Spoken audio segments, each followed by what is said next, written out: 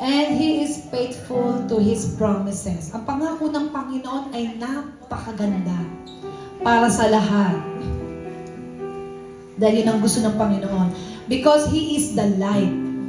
At tayo nagkakasama-sama ngayong hapon na ito. Ilan man tayo, hindi importante kung ilan tayo. Ang importante yung puso natin sa Panginoon. Amen? Dahil yun ang promise niya, kahit sino ka pa, pumunta ka dito. And the Lord will be with us in our midst. Amen? Pwede ba palakpakan natin ang Panginoon? Amen! Because in John 12:46, I have come into the world. Nagpunta ang Panginoon sa mundo as a light. So that no one who believes in me should stay in darkness. Sino nasa darkness? Amen. Wala, di ba? Wala. Everybody, lahat tayo ay gusto ng Panginoon ay nasa light. Amen.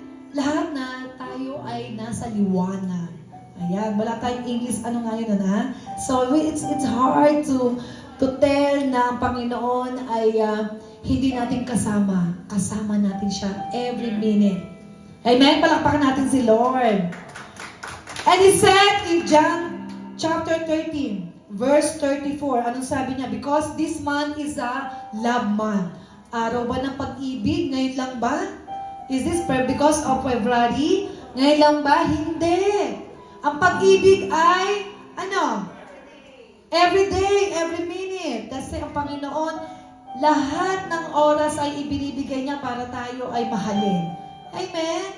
Because yan ang gusto ng Panginoon, dapat meron tayong love sa puso.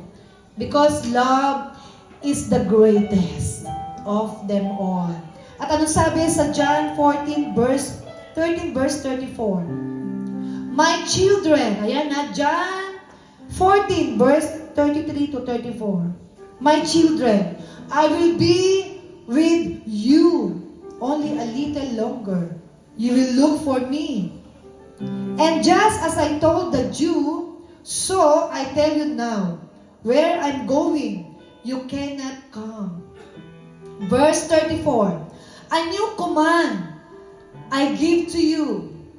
Love one another as I have loved you. So, you must love one another. By this all men will know that you are my disciple if you love one another. Amen? God is love. Tayo po'y tumayo, stand up.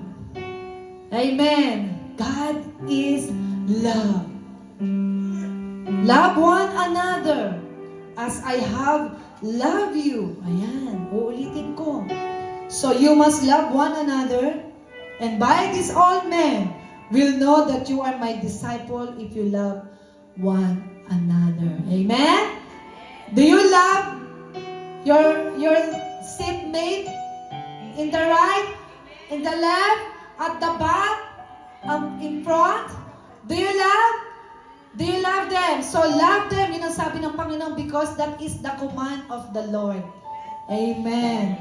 Let us love ay dake. So lang ay chibang daiji ay dake. Amen. Let us pray. Let us open our heart to God. And let us close our eyes in prayer. Let us prepare our heart to worship the Lord in spirit, in truth. Amen. Lord Father in heaven, Lord, salamat Panginoon sa araw na ito. We want to thank you for all the things you have done to us, Lord. In everything, in all things, not one, not two, but all things you give it to us, Lord. Salamat, Lord, for your love, unconditional love to us, Lord. Only love that can conquer everything in this world. Lord, salamat dahil yun ang ginawa mo sa amin, Lord. You died on the cross for us, Lord, because you love us. You love us first. Lord, prepare our heart.